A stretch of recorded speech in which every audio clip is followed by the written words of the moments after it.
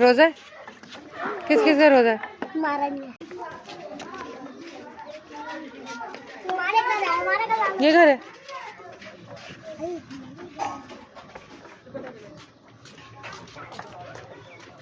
अस्सलाम वालेकुम।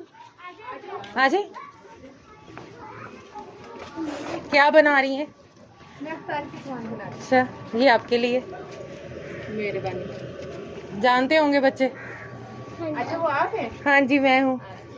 क्या हाल है आपका? ठीक है, अल्लाह का। क्या करते हैं भाईजान? भाई बस मजदूरी वगैरह करते हैं। कितने बच्चे हैं आपके? मेरे 2 बच्चे ही हैं, 2। अच्छा, ये तो माशाल्लाह। बस ऐसे बीमार शिमार है। अच्छा, सही। और आप क्या करती हैं?